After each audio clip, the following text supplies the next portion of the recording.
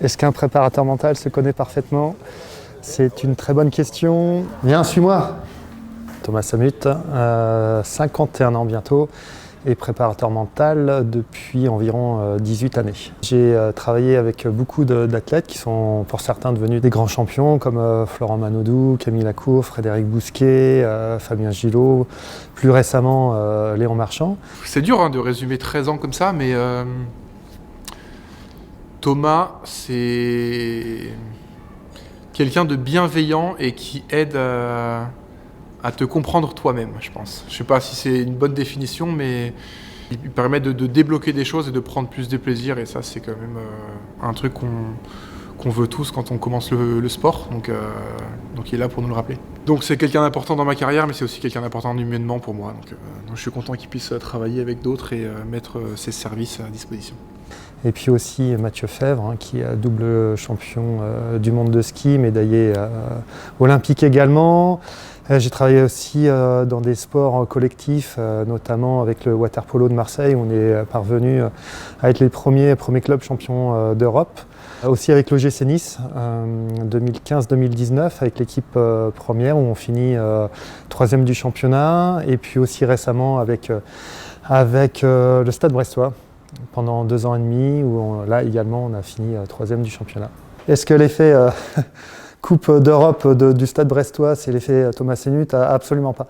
Mais vraiment absolument pas. Moi je m'inscris toujours dans un collectif, dans une équipe, dans un staff technique. Et je ne crois pas en la personne providentielle qui arrive avec une baguette magique et qui règle tous les problèmes. J'y crois pas. Je préfère travailler de manière sereine et en profondeur. C'est la première fois que j'entre dans les vestiaires de l'équipe de France féminine. On est bien à Clairefontaine quand même. Je prends mes marques petit à petit et puis les journées sont longues mais en même temps passent très vite.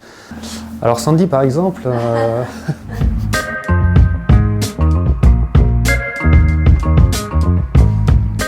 Moi j'ai connu que celle qui est avec moi, mais c'est la méthode par le plaisir je pense.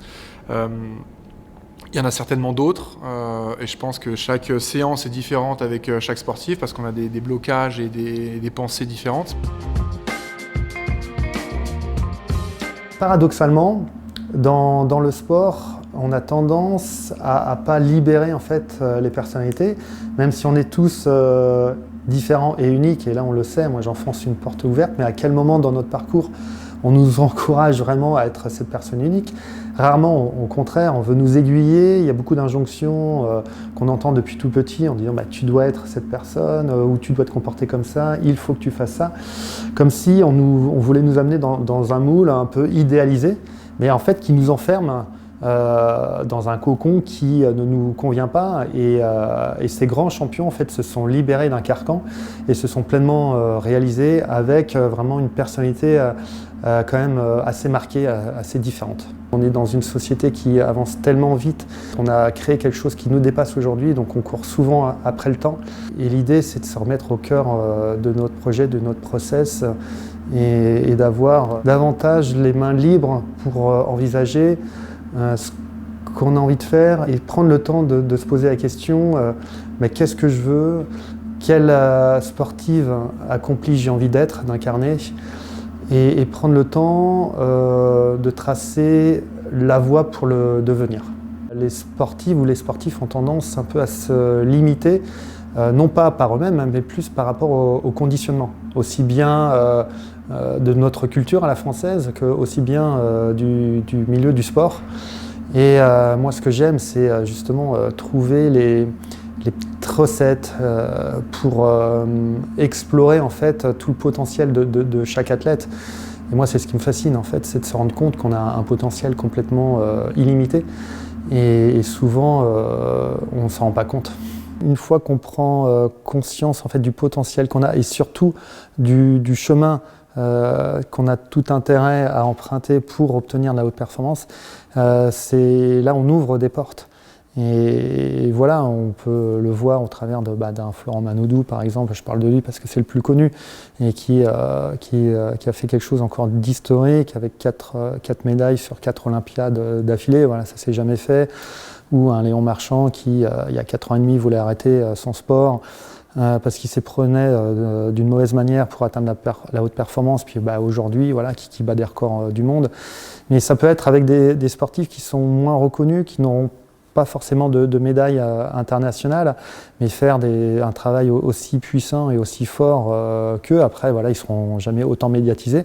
Mais moi, je prends beaucoup de plaisir, pas forcément à travailler avec ceux qui ont le potentiel d'aller très très haut, mais aussi ceux qui se donnent les moyens à leur niveau d'accéder à leur richesse intérieure. Et puis même à ce moment-là, on peut avoir des super résultats.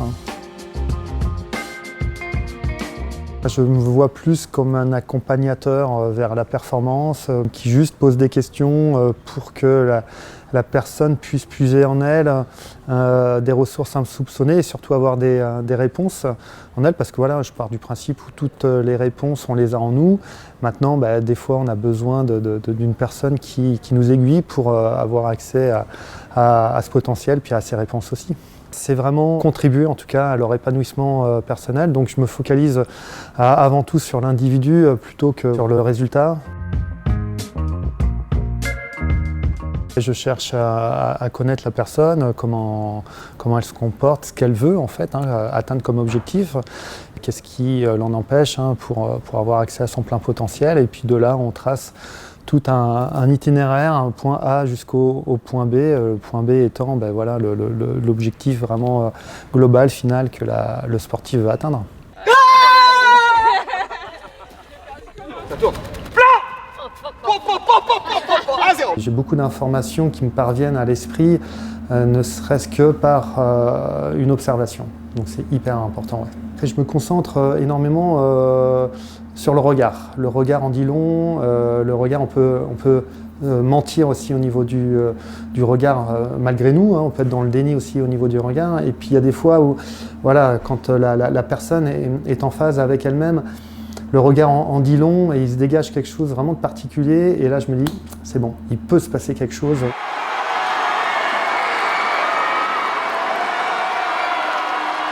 J'ai une très très grande part d'intuition. Voilà, j'aime bien en fait entre guillemets me brancher à la personne, ressentir en fait ce qu'elle me dit pour prendre les mots que je vais considérer clés sur lesquels voilà, on va amorcer un début d'accompagnement.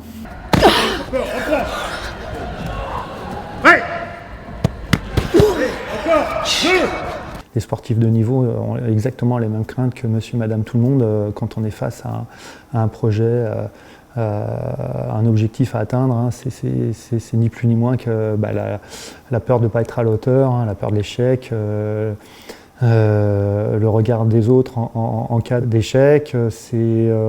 Voilà, c'est ça. Et puis c'est aussi des freins qu'on a malgré nous, encore une fois, par notre formatage, qui nous limitent. Donc en gros, ouais, c'est vrai que j'ai quasiment zéro surprise sur ça. Par contre, la manière de dénouer tout ça, de déverrouiller les freins, ça c'est propre à chacun.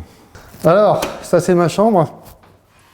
J'adore les chambres rangées. Ça c'est alors à mon image, je peux être bordélique. Par contre, voilà, quand je travaille avec les sportives, les joueuses, enfin bref, les grands champions.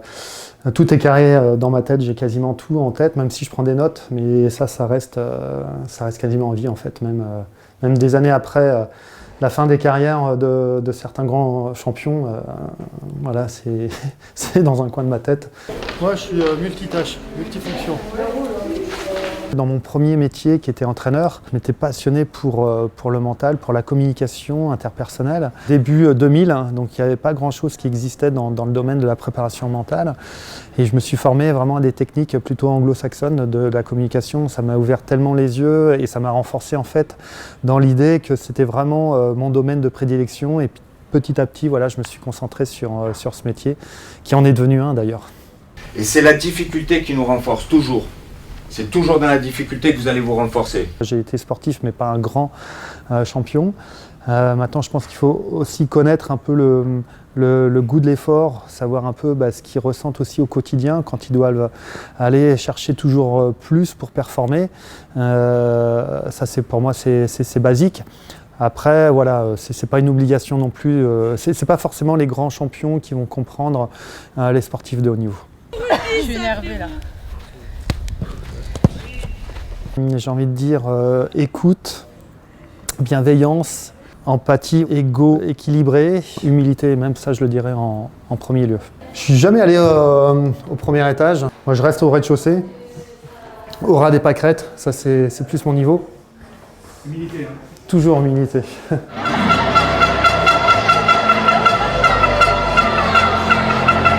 Le propre de ce métier, c'est la confidentialité. Il y a des choses, bien sûr, qu'on se dit, même moi, hein, que je peux dire aussi avec, par exemple, les joueuses, qui resteront évidemment qu'entre nous. Après, il y a des choses sur lesquelles, bien sûr, que je peux en parler au coach à partir du moment où j'ai l'accord des joueuses. Et souvent, c'est même utile aussi que j'en parle au coach. Voilà. Mais si j'ai l'agrément des joueuses, il n'y a aucun problème. C'est qu'elles sentent aussi que c'est utile pour elles que j'en parle aux entraîneurs et pas qu'au coach principal. C'est un métier qui repose sur la confiance et ça peut demander du temps effectivement. Après, je suis honnête, sincère avec les joueuses ou les sportifs que j'encadre. La confiance peut vite venir. En tout cas, voilà, c'est de cette manière que je vois mon métier. Moi, je suis préparateur mental, je m'occupe de la performance de l'individu et par contre, s'il y a des blessures d'enfance, moi ça dépasse mes compétences, donc je préfère m'entourer aussi d'un psychologue. Hein. Moi j'ai toujours travaillé avec des psychologues parce que c'est complémentaire et puis voilà, on offre aussi plus de performance aussi à l'accompagnement avec d'être entouré par des spécialistes de son domaine.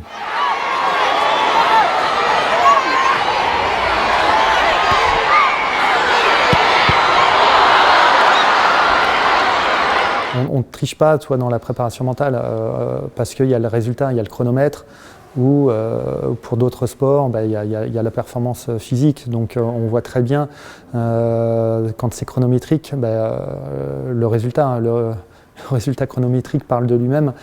Et puis après, avec des joueurs que j'ai accompagnés, ça se sent par rapport surtout au retour du joueur et aussi du staff technique.